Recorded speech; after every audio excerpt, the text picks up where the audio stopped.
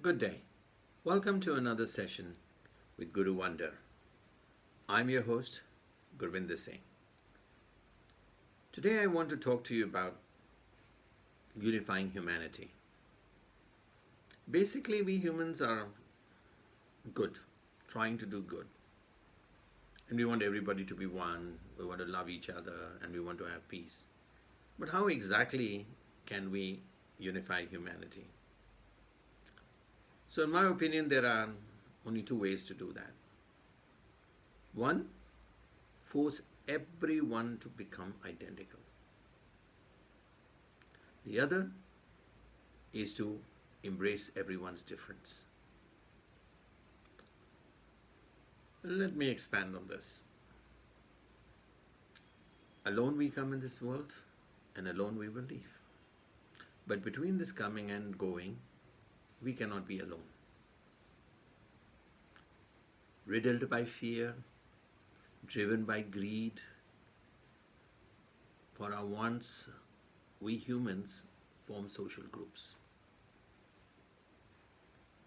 And one may ask, how large should this social group be? What is possible? Scientists have discovered that we human beings can best optimally manage approximately 500 simultaneous relationships at one time. And they also discovered that a typical village population varies between 500 to 2,500 people. I suppose the 2,500 includes women who interact with other women, children who interact with other children, the elderly who interact with the elderly. But everybody is dealing with approximately 500 individuals at the max simultaneously in their land. So one may ask, this is okay for rural living and villages, but what about cities and towns where we meet umpteen number of people?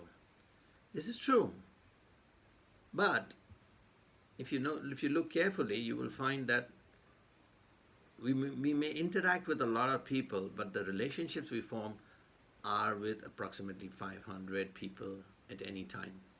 People come and people go, but at any time there's only 500 people that we can simultaneously handle. So, with growing fear, with growing greed, we can't live with just or associate with only 500 people. How do we associate with very large number of people? So humanity came up with two different things, two different concepts. One is philosophy, which is the love of wisdom, and ideology, which is a set of ideas and ideals that allow people to work together. Now, philosophy and ideology helped to find commonality and relate to larger number of people. Somehow, people use the term ideology and philosophy interchangeably, but they're not one and the same. There's a significant amount of difference. In short, philosophies fuel civilizations, and ideologies fuel conquests and empires. They create empires, but even if it is so temporary.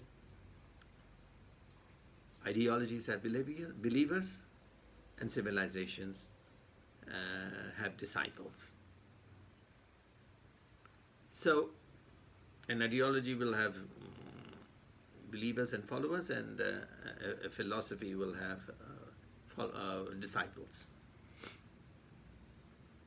But no doubt both philosophy and ideology are impactful because they frame and provide a narrative that flows throughout all disciples and followers, allowing us to be able to overcome the limitations of our individual capacities and capabilities and relate to a vast number of people.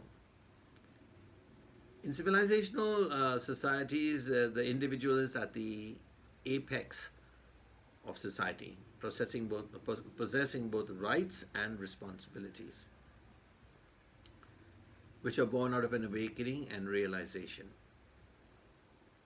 In a civilization, the development of a society is the development of each individual, and is thus they are all inclusive. They embrace everyone and everything with little or no discrimination, because every individual can choose his or her path. In the case of ideology, the ideal or the rule exercised by a powerful central authority dominates everything, and the individual has little or no rights. Ideologies and the resulting empires survive and grow by impositions and enforcement. As a consequence, they are rigid, intolerant, and tend to be violent. Of course, ideology can be of different types. There can be religious ideology, there can be political ideology, there can be economic ideology, there can be social ideology. But the great thing about the power of ideology is that great progress can be achieved in a very short time. Unfortunately, it is not sustainable. This is because ideology deadens the human spirit, and it is done by force. That is why empires are always unstable and always at war. Ideologies and the empires they spawn constantly exist in a state of violent flux, waxing and waning in power and influence. Alternate ideologies replace current ideologies, and the resulting empires only to be replaced by new ideologies and new empires. Ideologies perforce have to make everyone conform to dictates and seeks to make everyone identical. This is impossible to achieve, but it has never stopped empires from trying to make all things equal and identical. On the other hand, philosophy is unbounded and embracing and all-embracing. Philosophy is essential for civilisational and individual development. Philosophy can lead to realization and awakening, but it happens in a kind of a rather chaotic manner.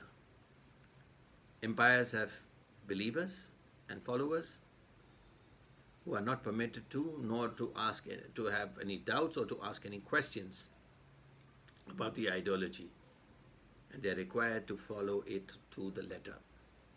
Whereas civilizations have disciples who are constantly seeking answers.